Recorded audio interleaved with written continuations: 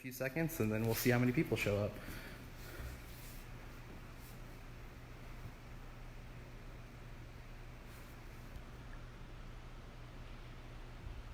All right, we've got a few folks coming in for our Friday lunch special. We've got George Deal here with City Museum, and he's going to walk us through the bug room. George, will give everybody a few more minutes to log on. We're up to 5 people watching. 9 now. So when you're ready to go, it sounds like people are showing up, and we're ready to start. Morning, my name is George. So I'll show you around the natural history room here. We'll start with some of the taxidermy we've had around here for several years. This stuff was picked up at garage sales, flea markets, auctions, a little bit everywhere. About 3 years ago, somebody called me. He'd been in the museum with his family over the weekend, and he noticed our taxidermy was getting a little old and dusty and worn out. He mentioned he had some nicer stuff, and he wanted to know if we'd like it for our collection. So I said, sure. A week or so later, he shows up with a truck, and here's what he brought us. A lynx, bobcat, a couple of fox, turkey, fish, ducks, mink, I believe, or otter. And then the real prize of the collection was a full-body bobcat. He moved years ago into a smaller house and just didn't have room for all this, so we wanted to find a good home for it, so we got it, and we're really happy to have it. It's a fantastic collection of really high-quality taxidermy. Some other things we've got here, there's years ago when the city schools started collapsing all their science classes and science rooms, they stored everything in a warehouse, and then they were going to rehab that warehouse to turn it into some other uses. So somehow I knew a guy that was emptying the building. He called me up. They had laboratory glass, a couple of microscopes. I decided to get the horse skull, cow skull, different things like that. So by the time we got it all figured out, I traded a pickup truck for a lot of this stuff. So that's how I got the 2 turtle specimens. The shell and feet, and then the inner body parts of a turtle. And while we're in the same neighborhood here, someone else called up. They said they had a couple mounted woodcocks that had been in the family for a long time. They didn't really know what to do with them, so they wanted a good home, so we ended up with those. I think I've only seen a woodcock in the wild on one occasion. One took off and flew. I've seen 2 other live ones, and they were on the parking lot of this building. I guess during the migration, they got lost with the lights in the city and ended up in our parking lot. And the 4th one was on 15th Street, right on the side of the building. I guess he got confused with the lights and flew into the building and broke his neck. So I've seen more woodcocks in downtown St. Louis than anywhere else I've been. That's awesome. There's something Bob Castley had years ago, a cat skeleton. And that's certainly a science and piece and artwork there to get a skeleton put together, articulated like that, not breaking in a million pieces. It's a large heart skull. The other case here, down in Glen Rose, Texas, and that's famous for the dinosaur footprints in an old stream bed. And they have a lot of petrified wood there. There's actually a house made out of petrified wood logs. So I bought this at the shop. If you look real close, there's some little dots in there. Those are little boring holes from wood boring beetles. So before that log was petrified, the wood boring beetles had attacked it and had tunnels all over it. There's just a couple other things. This is on a highway road cut at 55 near Peebly, part of a cephalopod, some kind of an ancient squid-like creature. It's part of a cave formation there that was found in a shed in Union, Missouri. Unfortunately, nobody wrote down on the part of the stalactite whether it was where it was from. Right? There's plenty of caves in Missouri, so probably a local one. Now we'll get to the insect collection. I started collecting insects about 60 years ago, and this is my personal collection. There's a couple hundred specimens from a couple other people in here. But first thing everybody asks is how many are there? Well, I've never counted. The really small insects, tiny little flies and things that are too small to put a pin through, you punch out these little points and glue them to it. So I know I bought 10,000 of those pins years ago, and they're all gone. So just guessing by the number of pins I bought, we're probably in the 25 to 30,000 range. There's a lot of other stuff upstairs in cabinets. And Maybe just answer that question someday. I'll have to start counting, get a real number. Kelly just asked, well, first off, Elliot O'Clair says she loves this room. Michael Restrevo says, hey, from the 5th floor. And Kelly would like to know, what's the largest bug you've found? Largest. Heaviest to be one of these beetles. The largest, probably one of these walking sticks. Back in 1996, I had a chance to go collecting in Ecuador. And that was a trip of a lifetime. And it could have been a lot better. Our guide was trying to make us comfortable. In reality, we'd have been happy to eat peanut butter and jelly for 2 weeks. We weren't there to be comfortable or well fed. And while we're in the gentle neighborhood here, there's a metallic green bee here. A lot of people ask me what's my favorite insect in the building. Well, if it's on fire and I could only grab one, that might be in the on the short list of which one to grab. I only saw one of those on the entire trip, so that was a nice catch. The largest Missouri insects would be the rhinoceros beetle. We probably have to go over here on the other side of the room to find that. Those are moderately common, but if you went out to look for one, I'm sure it would be difficult to find. There's rhinoceros beetles. They're in Missouri. That's the largest beetle in Missouri. So that's the largest beetle you found in the state. That's awesome. Yes. Heather Lindsay says, hi, George. Nicole Smith says, what is your favorite specimen you have? Hey, Nicole, I think we just went over it. I'll go back over there here in a second. Emily asks, what's your favorite native Missouri bug? Favorite native Missouri bug? Oh, boy. Hey, Emily, you asked a good question. You're stumping George. Yeah, that's a real good one. Probably, it's going to be another beetle. Where is he at? There's a, I think I saw it this morning. I couldn't have gone too far. Oh, here we go. It's one of the stag beetles. I didn't find that until I've been collecting for 35 or 40 years. Oh, wow, that's awesome.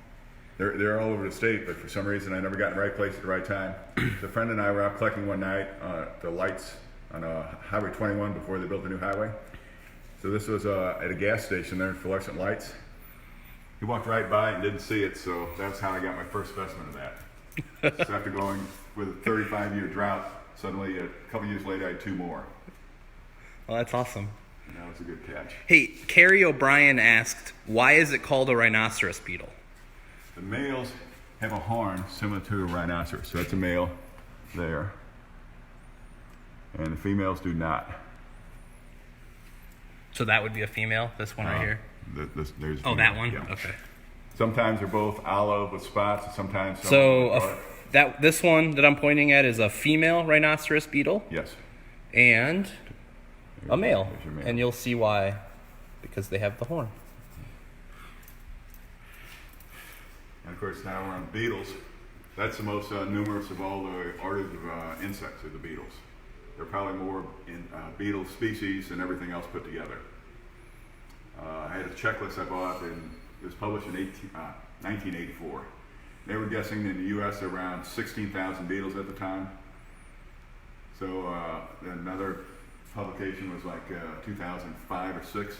Then they upped that maybe 50%. But they're still guessing that number is way higher than that. Steven says, any need for a horseshoe crab shell? Oh, absolutely. There you go, Steven. That's how we got this a couple months ago. Someone gave that to one of the employees' father. So he brought it in. It's another nice piece of... That's a king crab, right? Right. King crab from Alaska, probably. All right, George, what's next? Oh, we're right in this area. These are a lot of miscellaneous wasps you find in Missouri. This one's an ichneumon. Ichneumons are all parasitic wasps. They lay their eggs either in a variety of different insects, mostly caterpillars and other soft-bodied insects. So this one in the middle here, that's an ovipositor. It's probably about 1.5 inches to 2 inches long, and the 2 little strands that come out on either side of it, that's like a split straw that surrounds the ovipositor most of the time and protects it, keeps it clean. So this thing will get up to a tree with a rotten log or branch in it, and I don't know if they can smell a pheromone, or if they can hear a wood boring beetle gnawing away at that wood, they'll use that ovipositor as a drill and drill down in the wood and lay an egg next to that beetle larva. How they've evolved that kind of a hunting technique, I can't even guess. Every once in a while, though, one will get the ovipositor in there and he gets stuck and he stays in there. I've found one of those. That's the only one of those I've ever found. I've seen, I saw one out in the country one time. I had my net, but I had to run to the car and get it, so by the time I got back towards it was gone. Second time I saw one, I tried to take my shirt off and knock it down, not even close. So this specimen of all places, my wife one night says, "Will you get this stupid thing out of the dining room?" There it was, in the house in the dining room. So, all that work and I could have just stayed home. There are, parasitic wasps are also some of the smallest insects there are. This is whole series calcis. They have the very, very swollen back leg joint there. It's probably hard to see with a lot of detail.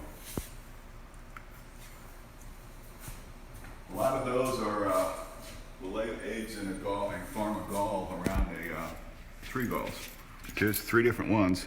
Looks like the same species of gall or tree, but there are 3 different wasps that came out of there. See, so it quits moving. One's kind of like a gunmetal blue-green. There's a golden one, and then an even smaller one. It's kind of a dark brown. And as you can see, guys, it's probably real hard to see, but the wasp is next to the, what they're called, galls. Yes. Yeah. So all look the same, but they're all 3 different. Yeah. This is another nice story of this bee. I got a call when I was at work one day. A big panic. There's bees swarming around the log cabin. So I go down there, grab my net, went down there and grabbed a couple, and I said, it's just probably carpenter bees. There's a female making nests, and there's 2 males hanging around. So at lunchtime, I pulled them out of the fridge, I threw them in there to cool them off to see what they look like. And I realized at that time, I'd been collecting for 50 years, I'd never seen this before. And that's a pretty good-sized bee not to run into after this much time in Missouri. I called a friend of mine, Mike Artiser. He's a naturalist with the Department of Conservation, and he's one of the top bee specialists in the United States. So when I have bees identified, he's the guy to do it, or else I wouldn't know what I had. So he was interested enough to drop by that same day after work. And this is an exotic that showed up from Asia, around Japan and Russia, that general area. It's pretty common over there.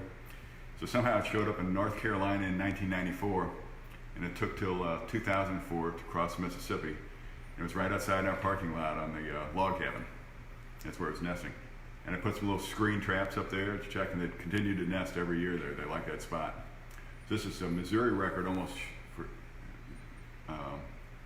most likely a Missouri record. And there's a very good chance it's the first time west of the Mississippi record. But it's not like there's a clearinghouse that keeps track of all this stuff. So until we hear otherwise, that's our. And what kind of species is that? That's called a megachilid. They're in a family of leafcutter bees. Leafcutter bee, a megachilid. Yeah. This one, though, instead of using little cut pieces of flowers and leaves to seal its nest up in lion's nest, this one seals the nest up with resin. So the common name is a giant resin bee. So if you look at the nest, you'll see like got some tree sap out of a cedar or something. They seal up their nest with that. And as far as we can tell, they're not going to displace any native bees. They're spreading more and more across the state. Well, you can tell those, it's probably going to be impossible to see on the camera. But females have fine hairs covering their abdomen on the bottom side. That's how they carry the pollen that they pick up from the plants and take it back to the nest. So they fill up their little nest cavity with pollen for the where they lay their eggs for the immature bees to feed on, and seal it up, and they're on their own. Jenny Ackerman asks, how many countries have you visited to collect?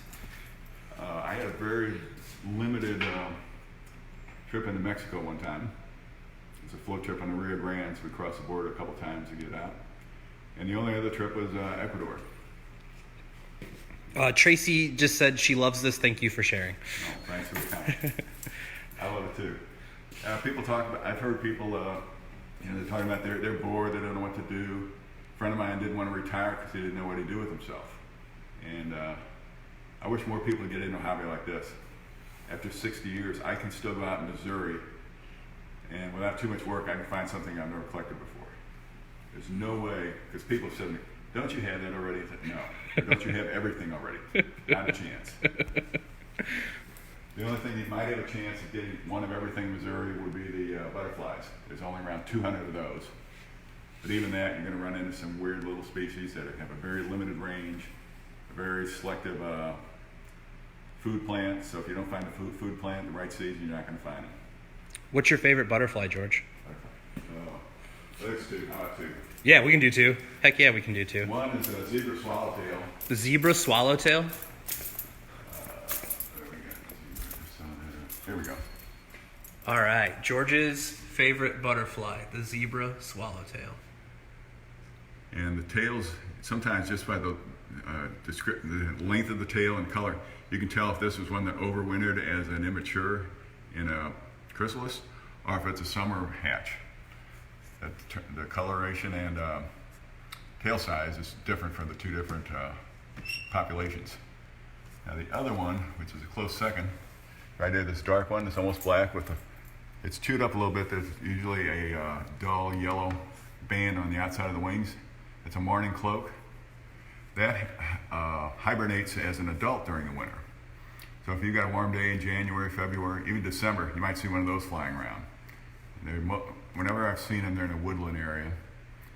And there's not much blooming at that time of the year, so they're real hard to find to catch because they're not landing. I've probably only got 2 or 3 of those in my life. I mentioned somebody else brought some insects in. My brother collected a little bit over the years. So he sent his collection down there to add it to this one and have it taken care of. I opened up one of his boxes. He's got 7 mourning cloaks, and they're perfect, mint. Like they just printed the things. I called him and I said, how in the world did you get 7 mourning cloaks? He found the caterpillars on a food plant and raised them. You want perfect specimens, that's the trick. Hey, Emily asks, do we happen to have cicadas? Yes. Back over in this direction.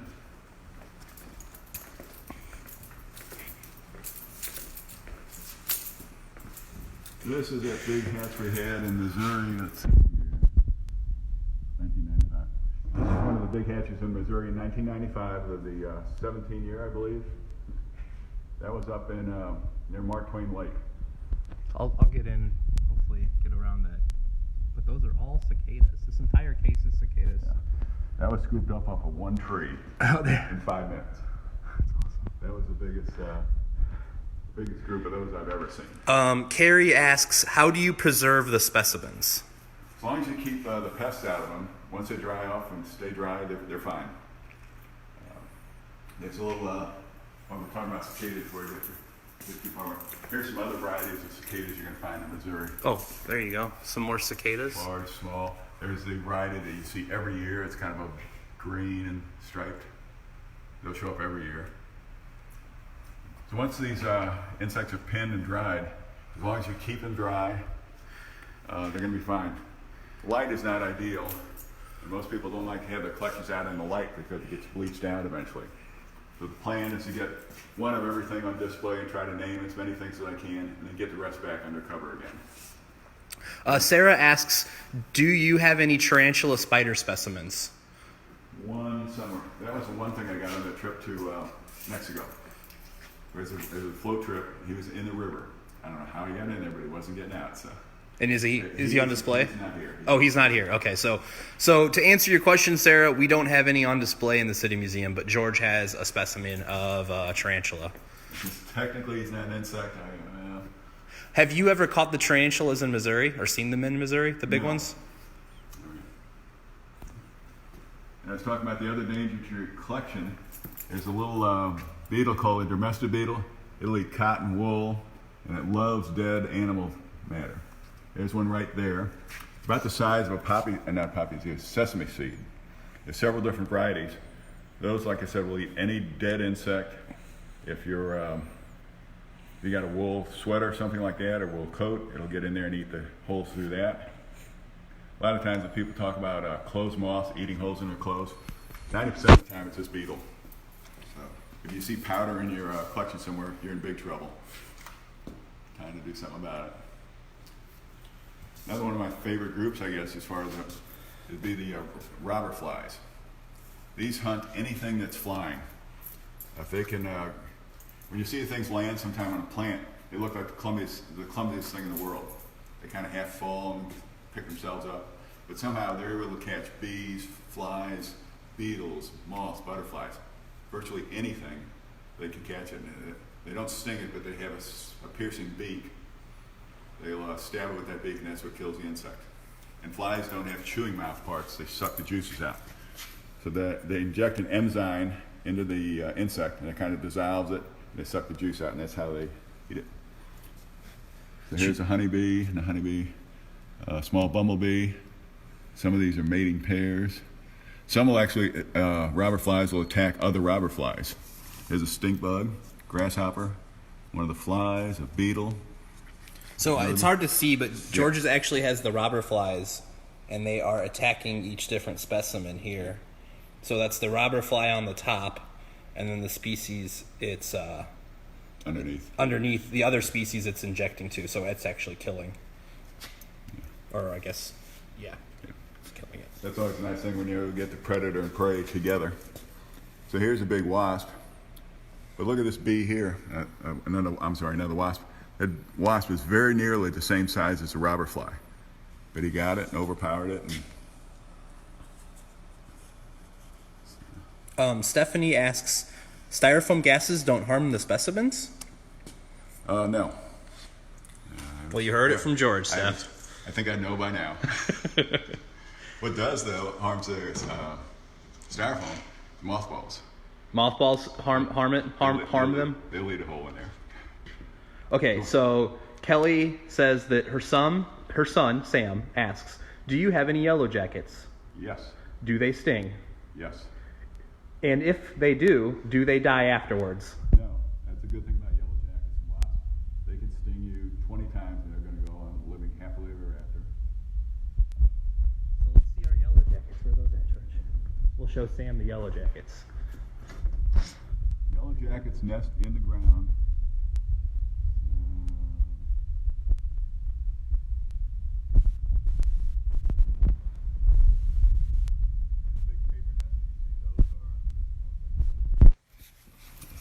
No, these two rows. See, it's kind of hard to get close enough. Hey, Sam, those are yellow jackets, those top two rows. So like I said, most often they're going to be nesting underground. So people run over them with a lawnmower, and that's what gets them all excited, and they start attacking them. The grass cutter. Now the big paper net wasp nest you see all the time, look like a big football or a big whatever. It's a bald-faced hornet nest. A lot of people call those beehives, but that's a hornet's nest. So hornets and by the way, the yellow jacket's called a social insect because there may be 3,000 or 4,000 in one nest, sharing all the work. So the hornet comes from it's a nest of a bald-faced hornet. All these guys over here with that white and black, that's a much larger hornet, and it's a black and white color. Once again, they can sting you as many times as they want. It's not going to bother them a bit. The yellow jackets and hornets, when fall starts to set in, the fertilized queens in the nest will bail out and find a place to hibernate. There might be 3,000 hornets, yellow jackets in a nest, but the only ones that survive the winter are the fertilized queens. They'll find a rotten log or something or a hole in the ground and get underneath there to hibernate for the winter. And in the springtime, they start a new nest. First, they'll lay maybe 5, 6, 8, or 10 eggs. When it gets some helpers hatched out, then the nest starts growing larger and larger. So if you take that nest apart, you'll see a little cone with maybe 4 or 5 these honeycomb cones in there. And then the next layer is going to be a little larger and larger. They'll just keep adding layers of those and covering it with paper. They make the paper by chewing up any kind of wood. Cedar decks are pretty good for that. Sometimes on a fence or deck, you'll see little areas where it looks like the patina of the wood's gone. They've been over there chewing up that little bits of wood and mixing them with saliva, and that's how they make the paper cover the nest and keep the weather out. There's some story about that's how the Egyptians learned to make papyrus paper, whether that's a folk tale or I don't know. I haven't found the author of that yet. The other social wasp, they call them paper wasp. they'll make nests without, they just hang down like almost like an umbrella with all the honeycombs facing down. Once again, the females start the nest by themselves in the spring and then get more and more helpers, and then they start feeding the immature wasp. All these wasps have to be fed daily. Ground nesting wasps will dig a tunnel, bury some food for the young, and then cover it up, and that's it. The two hornets and paper wasps all have to be fed by the adults while they're still growing. And then when they get to the point where they're ready to change into an adult, they'll make a little silk cover over the honeycomb. And while they're covered up in there, that's how they change from a grub into an adult wasp. And we're talking about ground nesting. Hey, George, Emily says, this is making her so happy. Thank you. I'm glad. It's making me happy. I love sharing entomology stories. And there's another ground nesting hornet called the cicada killer. Ooh, that sounds cool. It's right over here. Oh, it's over here. Come on, they're everywhere. You need one. Cicada killers attack the cicadas we saw earlier. They dig a burrow in the ground. They drag the cicada. Usually the cicada is the same size or bigger than the wasp, the hornet. So they'll drag it, maybe they'll climb up a tree, kind of have to glide until they get it back to their nest. And drag it down the nest. And that's what that's what they lay an egg on it. And that's what the grub feeds on until it becomes an adult. Over here. A lot of times you see this flying around a bare ground on a ball field, and usually the females are nesting somewhere, and the males are patrolling, trying to find a female. They look really ferocious, but they're harmless. Oh, for heaven's sakes. And this is the cicada killer we're looking for? Okay. Oh, here we go. I know it's in. He's found it. So that's the best way. There's 3 of those cicada killers in there. So most of the time, like I said, the cicada is larger than the hornet. But they manage to sting it, subdue it, drag it off to the nest, and bury it. Sydney asks, you mentioned stink bugs. I don't remember seeing these until the last year or two. Is there a reason we find them around more? Lucky for us, we've got another exotic insect introduced in the United States. That's not a native, and so the ladybug that the stink bug that Cindy's seeing, you're saying is an exotic. Okay. Yeah, they're sort of spread across the country, and they're terrible for apple orchards and things like that. Oh, that's not good. No. Carrie asks, how many varieties of ladybugs are there in Missouri? Ooh. I don't know. George doesn't know that, Carrie. Sorry about that. I got a good story about ladybugs, though. Oh, man, we're in for it. Okay, here we go, guys. I'll hold the camera Back steady. in the mid-1800s, there was a entomologist named Riley in Missouri. He was named the Missouri entomologist. When he moved up to be the United States entomologist at the Department of Agriculture in Washington, there was a big outbreak of cushiony scale in the fruit tree industry in California. This is I don't know if you ever heard, has anyone had a Scheffler plant or a ficus tree in the house and had these little waxy, stupid things all over the plant? That's a scale insect. I've never seen one move, and I don't think many people have seen it move. Just like a little thing stuck to the plant, it'll kill them. So a cushiony scale got into the citrus groves in California. And unless somebody did something about it, it was going to be wiped out. So they determined that this cushiony scale was another exotic import. So they sent the guy to Australia, of all places, to track down what kept it under control, and it was a ladybug. So he had to get some of these ladybugs, and this was in 1888. So you couldn't just throw a bunch in a box and air freight them over FedEx. You had to get them on a ship. I think they actually had to get some citrus trees with scale so the ladybugs would be alive when they got to the U.S. Anyway, they made it to California. They saved the fruit industry, or the citrus industry there. So that's the reason we have ladybugs? No, that's an introduced one. Oh, that's another introduced. Yeah. Okay. There could be 60 or 70 in Missouri alone. Really? Yeah. Awesome. Some are the classic red and black dots. Some are all black. Some you wouldn't know were ladybugs if you didn't know. So I think we answered most people's questions that popped up here. Hi, Elizabeth. Yeah, I know. This is a pretty cool room, right? Teresa Novak says thank you, and Nicole says thank you. I'll just keep letting George talk, and if you guys have questions, go ahead and type them up for me, and I'll ask them.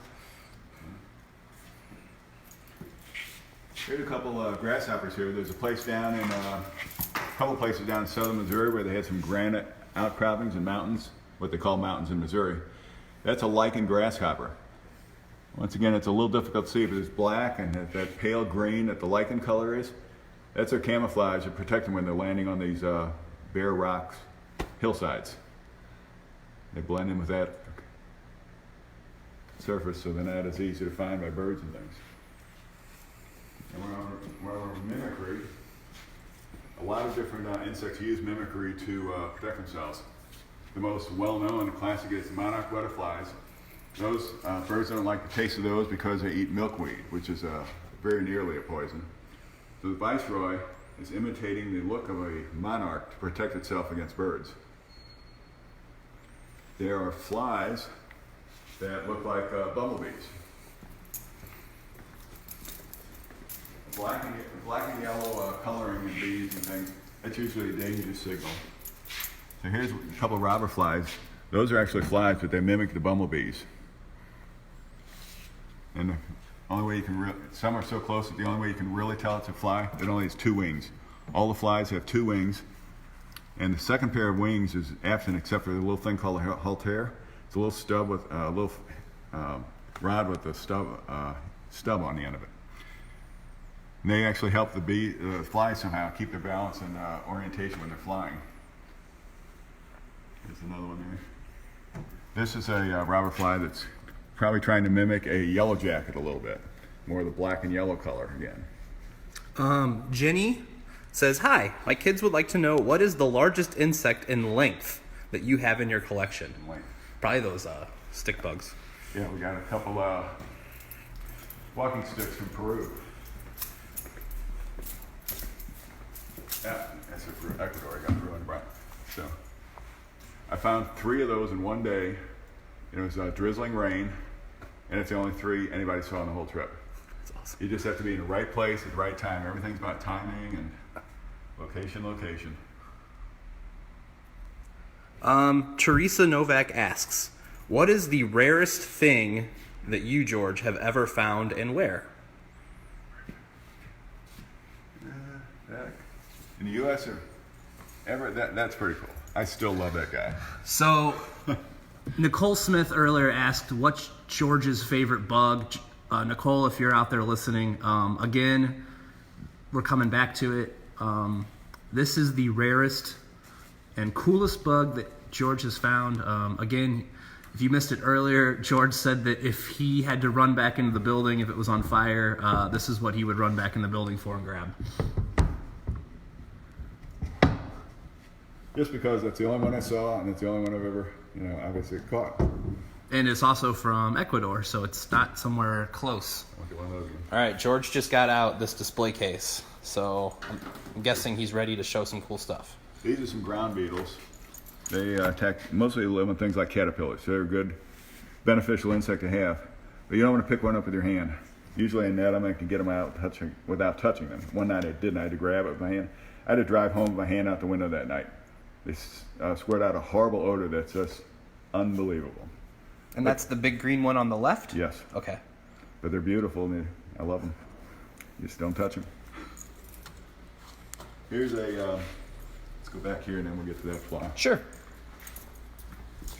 Sure, a lot of times you see something flying around like a giant bumblebee on your porch or your deck, and you might even see some holes they've got in there, they're nesting. Those are carpenter bees. They look like a bumblebee, but it's a different kind of a bee. These nest by burrowing into wood and laying their eggs in that wood hole. You can get them to nest in things like wood blocks, drilling holes in it, or you can put bamboo out there and they'll nest in the bamboo. This was outside on the museum monster one day. So I brought it in the spring, and a couple days later I had bees all over the office.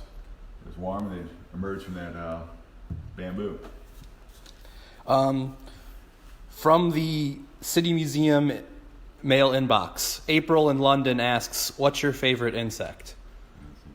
The robber flies? Robber flies are pretty cool. Robber flies, it sounds like.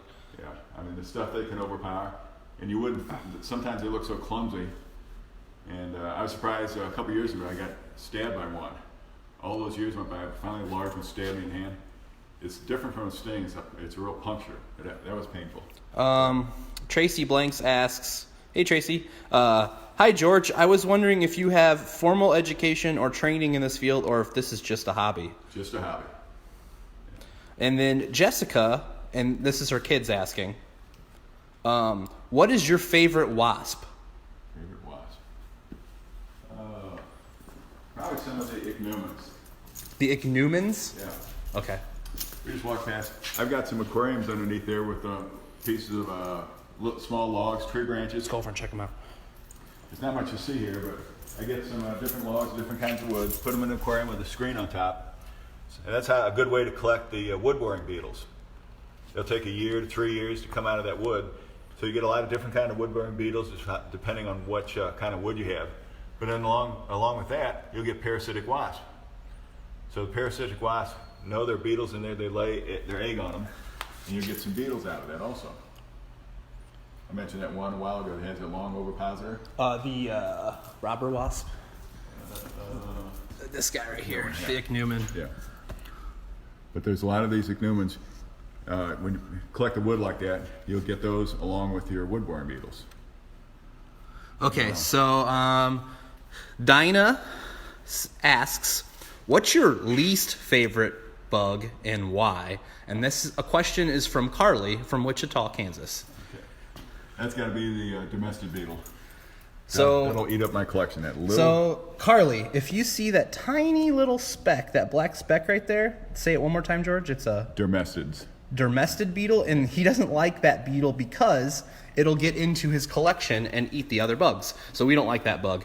Thanks for asking, Carly. I hope you're doing well in Wichita. That's why I don't have anything from when I was 10 years old. You move a couple times and this and that happens. I thought cookie tins would be a good way to store my collection, cigar boxes. Bad idea. They got in there and chewed them all up. While we're on the subject of parasites, we just talked about the carpenter bees that nest in wood. This big, that big black fly there, that sneaks into the carpenter bee's nest and lays an egg on there that eats the carpenter bee larva. So that's a parasite of the carpenter bees. That's a bee fly. So, if you ever see one of those around, you know where that came from. And this is one, I probably only have one of this species. This is a fly, it's 2 wings. But if you look at him, he's got a little bit tinge of a yellowish, dull yellow on the sides of his abdomen. He's got a little bit underneath his abdomen. It looks like a little coloring. He's trying to mimic some of the bees. And it's probably specifically the leafcutter bees. They'll have that hair on the underside of their abdomen, and this size and shape is real close to a leafcutter bee. But it's a fly trying to mimic that for protection from birds and things. So.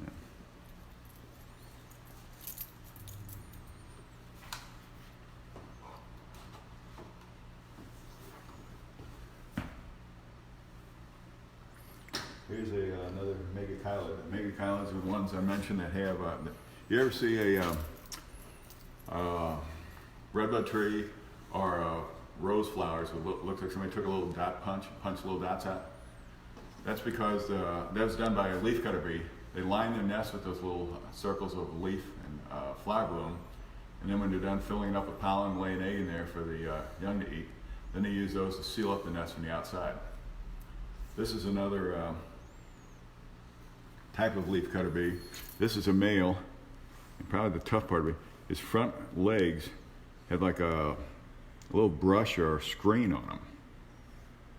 There's a couple specimens, there's a couple species that have that, and I can't even guess why. But that's just really a nice little, makes him very distinctive. Stephen asks, are there any honey-producing bees that don't sting? Not in this country. Not in this country, Stephen. There's definitely some stingless bees in Ecuador, but I don't know how much honey they produce. Oh, we're on the subject of megachilids. There's a place down in southern Missouri called Hughes Mountain. I don't know how tall it is, but I went collecting with Mike there one year. And on the way back to the truck, I walked past a prickly pear cactus in bloom. Nice yellow flower. And there are two bees mating on it. So I grabbed them because it's always nice to have a mating pair. You know you have a male and female in the same species. So a couple years go by and Mike's going through the things, identifying it for me. And he calls me up, like, where did I get this bee? So I told him the story, and this was a new state record. But the big news was it's almost a 500-mile jump from the previous location. This is a bee that's expanding its territory, and it's made a big jump. Once Mike knew what kind of flower it was on, and he found them again. So I got a state record. That was really nice. And those two bees are going up to the American Museum of Natural History in New York. I guess when something gets that, changes the territory that much, they want them in the national collection like that. So that was a fantastic story. That's one of my favorites. That's awesome. Shannon and Brett say hi, George. Oh. What's in the past? Yeah. Does anybody else out there watching have any questions for George? If not, I'll just keep letting him talk about. Just keep rambling on. Some of the most difficult things to catch are dragonflies. They are fast. The eyesight is fantastic. So. All right, I'll go in and we'll go check out some dragonflies. Get the glass off of here. That always helps. Not looking through the glass. And George just said these are hard to catch because they're really fast and they have great eyesight. And of course, they lay their eggs in water. They'll spend 1 to 3 years as an immature underwater and then emerge as adults. They'll crawl out on a plant and split their skin and crawl out. There's a shed skin right there. So it's a lot like the cicadas do when they crawl up in a tree to shed their skin. The dragonflies do the same thing. I see those all the time when I'm fly fishing, especially coming up now. Yeah. And then this little black one here with black wings with the green body. The dragonflies, when they land, they always have their wings spread out flat. The damselflies will always have their wings folded together vertically. So that's the easiest way to tell the difference between damselflies and dragonflies. And damselflies are usually a lot smaller and more delicate. Steven asks, does George have a man-faced stink bug? No. George does not have one of those. If I do, I don't know. I haven't heard that common name. So. Tara asked, what was the first bug you caught? Oh, I don't remember that long ago. George says he doesn't remember, Tara. There is a strange thing I do remember from my childhood. There was some white Dutch clover. It's a small clover that has white flowers in the lawn. I remember catching a honeybee by my hand and getting stung. I doubt if that was the first thing, but that's the first memory I had of collecting. I learned my lesson. Another thing people always say is, how do you, are you stung a lot? Rarely. The most common sting I'm going to get is, again, from an ichneumon wasp. They move around. They're very active when you get them in the net, and they're good at finding a way to sting you. But they're beautiful wasps. They come in all shapes, sizes, colors. But I could be out in a field full of flowers. There could be 50 or 60 bees and wasps within reach of my body, and they're not worried about me. So the danger of stings is way overblown.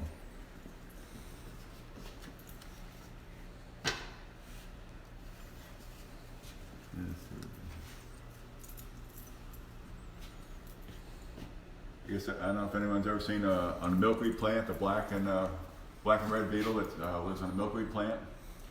Once again, that black and red's a danger signal. It eats the sap out of the milkweed, and that makes it unpalatable to birds and things. So that's their protective strategy to keep from being eaten. There's a whole thing of robber flies. Might give you another good idea of how many shapes and sizes. The largest fly in Missouri is going to be a Midas fly. The Midas fly, the family of Midas flies, is actually the largest flies in the world. Ooh, here's a good question. Dinah asks, does George think that eating crickets for protein will be a popular thing in this country anytime soon? I'm not holding my breath on that one. Jessica asks, which insect was the most difficult to find and catch? Probably that real pretty bee that... That was relatively easy. Oh, that was easy to catch? That stupid thing I could never catch until I found it at my house. Oh, okay. That was... We'll go back to that. All right. Just for Jessica, because we got you at Just Asked. And it's this one? Yeah. This one right here, this ichneumon, was Never had my net in my hand at the right time. Was the hardest one to find and catch.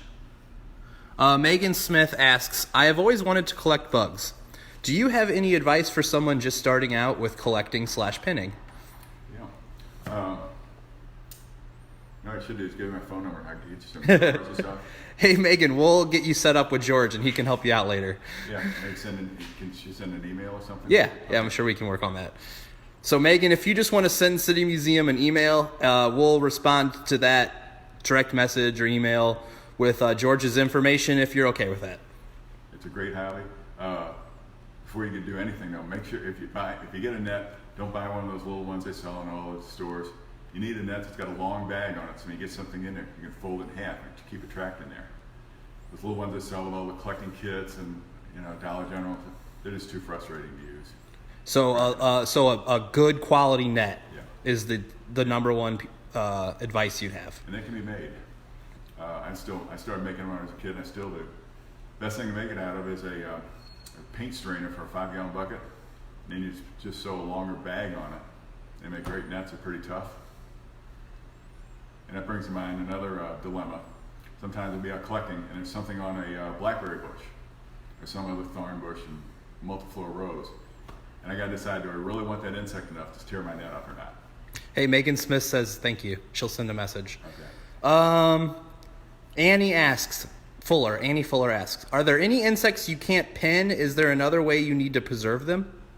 Yes, good question. I don't have any of that down here right now. Any of the immature water insects, dragonfly larvae, damsel larvae, the mayflies, stoneflies, they should be kept in alcohol.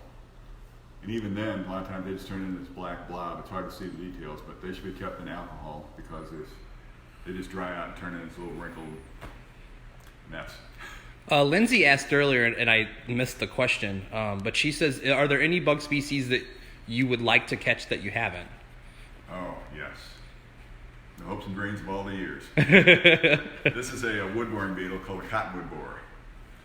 So there's plenty of cottonwoods in Missouri.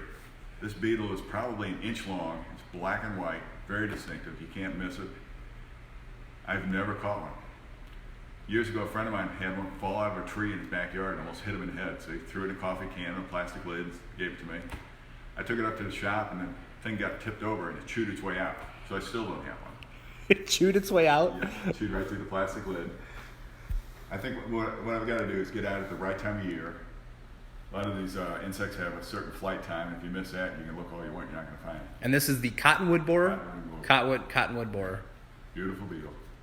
And that's your future, that's like your grand slam? Yeah. Nice. I'd sleep better at night. Well, there's no current questions, George, so if you want to keep talking, there are people watching. Oh, here's a good... anybody that's raised tomatoes has probably gotten these long green caterpillars on the plants. They might be 3 or 4 inches long. It's with some white stripes on the body, almost as big around as a pencil or a crayon or larger. And then at the end of the body is a long tail sticking straight up. That's a tomato hornworm, tobacco hornworm. There's 2 species that'll bother tomatoes. Good news is there's a parasitic wasp that'll lay eggs in that caterpillar. They'll continue to live, and these little parasitic wasps will grow inside the caterpillar until they're ready to pupate. When they do that, they chew their way out to the outer edge of the skin and weave these little cotton cocoons on the body of the caterpillar. At that point, the caterpillar is just so, that kills them. But there might be 50 or 60 of these wasps coming out of one caterpillar. That's all I do. Emily says, hi, Uncle George. My mom and I are watching, and we will look for beetles for you. Oh, and somebody talked about starting a collection. Never leave home without a little jar in your car. And then when you get your net, never leave home without the net. So tip 1 is get a good net, quality net that's long. Tip number 2 for amateur bug collectors is always carry a collecting jar with you. And thanks for saying hi to Uncle George. Emily, I hope you're enjoying this.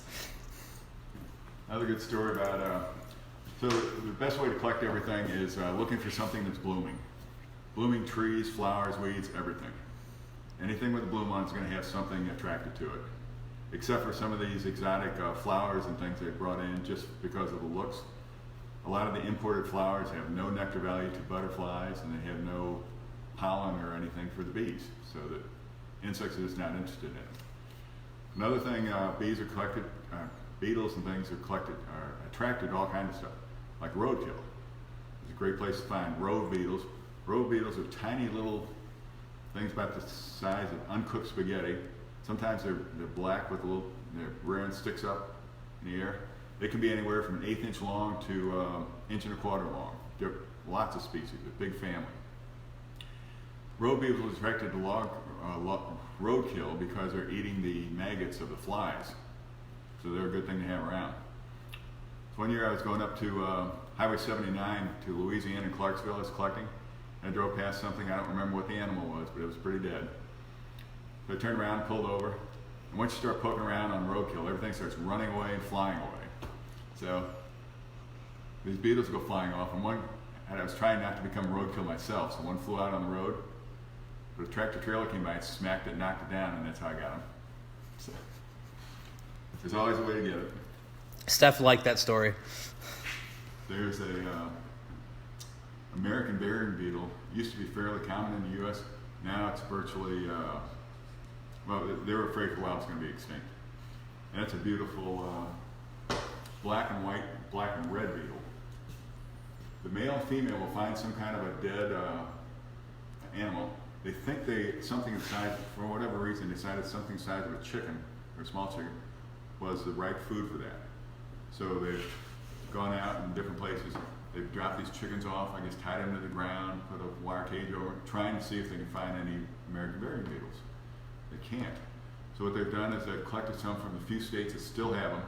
St. Louis Zoo has a huge breeding program, and they're now trying to reintroduce that into the Midwest and other places. They don't know why they went extinct. A lot of other burying beetles are doing just fine. But just talk about what if maybe. Years ago, quite a few years ago, there were literally billions of passenger pigeons. This is about the size of the food that they think is their favorite size food.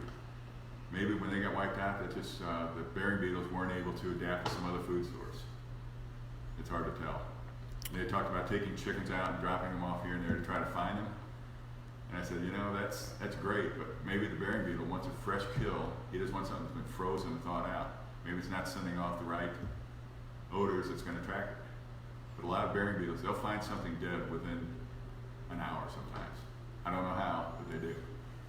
Robin asks, talk about the difference in male and female wood bees. Which one can you hold because it doesn't sting?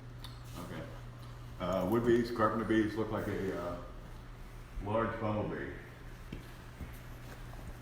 The females look just like a bumblebee, but the males have a little yellow spot on the face. I don't know if it's going to be easy to see that in here. If I got it. So if you see a little yellow face on the bee, that's a male. Only female bees and wasps can sting. So, and the males are very inquisitive and territorial.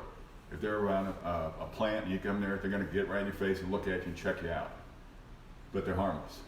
So that's always a great, if we're on a bio blitz or something, and a field trip with some kids, you catch that male bee and say, here, you can touch this guy, he's not going to hurt you. Melissa asks, do you have every order collected? Probably not. Probably not, Melissa. Right off the top of my head, no, definitely not. There's something called a springtail. Sometimes the best place to find those is on a mountaintop, windy mountaintops on snow. They're like they're tiny little guys. I guess if I really worked at it, I could probably find them, but I'm not interested. Sometimes I'm lazy. Josh says, thank you, awesome. And then Emily says, yay, bug conservation. So, talking about stinging male and female, there's another wasp called a velvet ant. Velvet ants are parasitic wasps that nest in the ground. The females do not have wings. So they are going to be, let's see here. You ever see a large 3/4 inch black and red ant running around the ground? That is a female velvet ant.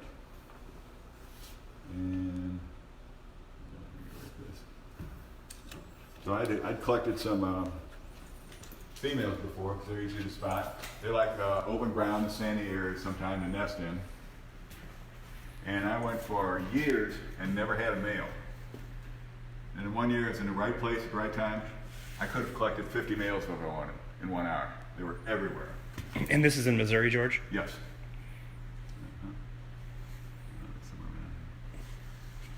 And they're really a beautiful wasp. But it's funny, you don't, like I said, if you're not in the right place. I guess the first male I collected was by accident. I swept some stuff off some flowering plants. He got mixed up in there, and I didn't realize it until I was pinning him a couple days later. But they're, I'll stumble across them. Here's back in the corner here, there's some metallic blue bees. Sorry, wasp. That's a parasitic wasp. They will parasitize the mud wasps that make the mud nests. So there's at least a couple kind of those in Missouri. One makes a long, thin, tubular nest. The other one's more like a big clump with 4 or 5 nests all clumped together. Those things will get in there, sneak in there, and lay their egg in the nest and parasitize that nest. Somehow the mud wasps, they'll find their way up to the 7th floor when I leave a window open and make nests up on the 7th floor. So one spring, 2 of these parasites were trying to get out because they'd hatched out and trapped in the building. Nick asks, George, where and how did your passion for insects begin? Yeah, I don't know. There was nobody I knew that was an insect collector. No teacher or anybody. It just somehow it happened and I stuck with it. That's awesome. Never had a mentor. Here, I found my velvet ants. Oh, velvet ants. Here we go. If anybody was interested in the velvet ants. Oh, kind of hard to see. I'm having fun with that reflection. And the female is that one right there, right? Yeah, the one without the wings. Without the wings? Yeah. Yeah. And then the male's to the left? Male, female, male. Yeah. There's a lot of different species of those. Yeah. And talking about stinging, this could be another folk tale, whatever. That's supposed to be one of the worst stings there is, the female velvet ant. And some people, you can look on the internet, somebody will show somebody getting stung to tell you how terrible it is. I'm going to take their word for it. I don't care. Steven asks, are paper kite butterflies native to Missouri? Okay. Paper kite butterflies? Okay, don't recognize that name. Emily asks, are there a lot of praying mantis species in Missouri? Probably less than 5. Less than 5? And the largest one in Missouri, that's actually an import from China. That was imported in this country a long time ago, probably as much as 200 years ago. Is that Midas fly? That's going to be the largest fly in Missouri. Largest fly in Missouri right here is the Midas fly. It's that guy St. right Louis there. County. So not exactly a exotic location.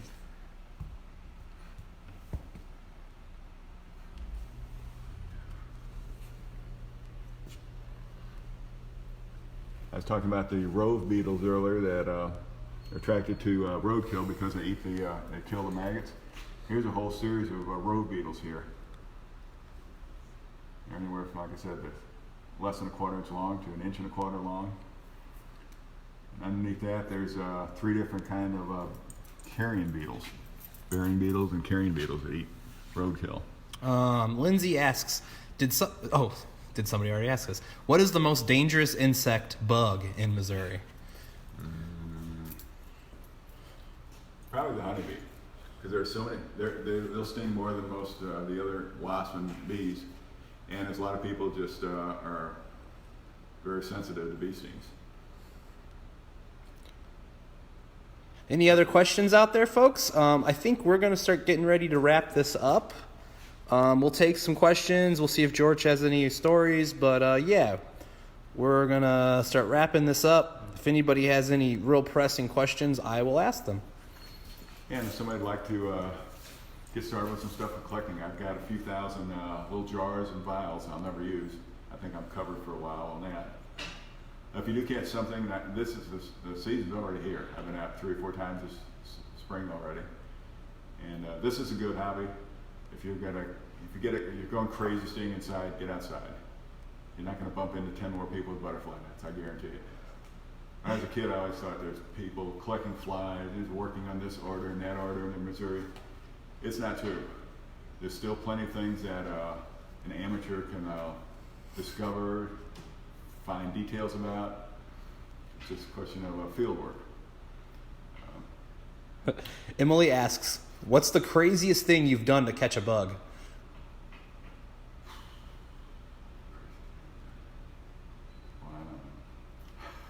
Fly to Ecuador?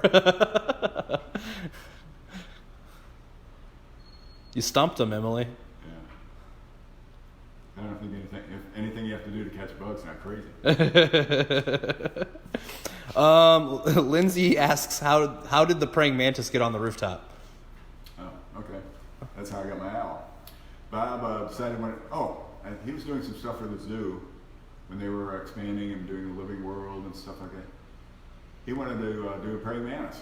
So he borrowed one of my praying mantis used for a model, and he made a small mock-up to show the zoo. For whatever reason, they weren't interested in the praying mantis. So Bob decided to make one and put it on the shop down there at Lafayette and 44. While he was making the model, something happened, and my praying mantis got destroyed. So he was just so upset about that, he gave me the barn owl here, which is a beautiful one. He got that from a foundry somewhere in town. It's a beautiful owl. I've never seen a barn owl in my life. I should work on that too. So after he had it at his shop and he started a museum here, at first it was downstairs right over the entrance door. And then when he started the rooftop years later, he took the thing up on the roof, and that became the focal point of the roof. That and the bus. Yeah. All right, George, tell everybody bye. There was a whole bunch of people that said thank you, that this is a real treat. Ted said thank you. Any parting words for us? No, like I said, if you don't want there to be any danger of being bored in your lifetime, start a hobby like this. You'll never run out of things to do. It's affordable. Yeah, it's not like trying to collect all the winning pitchers' signed baseballs in the World Series for the last 20 years. This is much better. All right, everybody. Thanks We're out. Hope everyone stays safe and healthy. And City Museum's still here for you when you get back. Have a great one, guys.